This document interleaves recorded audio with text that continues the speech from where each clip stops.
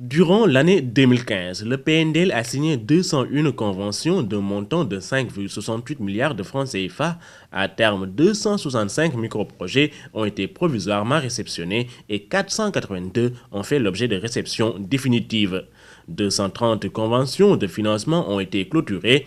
Le montant des contrats signés en 2015 est de 2,908 milliards de francs CFA et les décaissements effectués par les receveurs départementaux à la même période se chiffrent à 2,099 milliards de francs CFA, d'où une satisfaction du côté de la tutelle et des élus locaux. Ce qu'il faut noter, et ça a été constant, c'est que le PNDL est véritablement l'un des moteurs les plus importants du développement local, parce que, ayant permis la réalisation de beaucoup de projets de désenclavement, si nous considérons que dans son intervention, 46% concernent le désenclavement, la réalisation de pistes notamment, il est donc important de voir que le PNDL participe fondamentalement au développement local et à la structuration de nos collectivités locales. Autre élément important, au-delà du désenclavement, le PNDL intervient beaucoup dans les microprojets. Plus de 4000 microprojets ont été donc financés dans des secteurs très variés.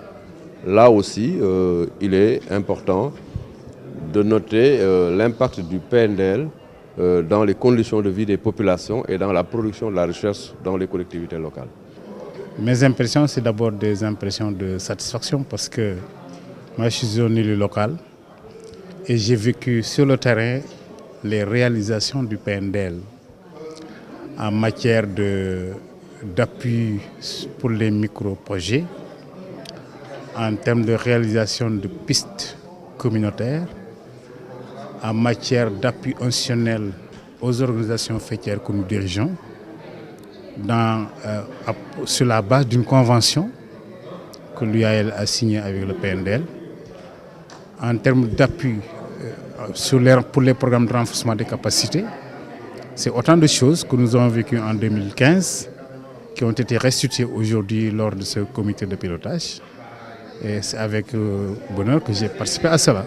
Le budget de 2016, établi 25,3 milliards, devrait prendre en charge, entre autres, des actions stratégiques à portée locale et nationale. Elles s'inscrivent dans le prolongement du cœur de métier du PNDL, adossé à un financement du développement intégré et durable pour l'émergence territoriale, intégrant la poursuite de l'appui budgétaire aux collectivités locales. Il est donc aussi constant que le PNDL se projette, il y a une perspective. Et dans la perspective, les membres du comité de pilotage ont insisté sur la nécessité d'avoir des indicateurs de performance. Des indicateurs de performance en termes de cible, en termes d'impact sur les sectoriels, mais surtout en termes de résultats attendus. C'est toute la problématique de la gestion axée sur les résultats. Donc, cela a été effectivement noté. Autre élément aussi important, et le secteur exécutif a rassuré de ce point de vue, ils sont très avancés dans la mise en cohérence avec le PUDC. Désormais, le PNDL a toutes les opportunités pour réussir son objectif de développement.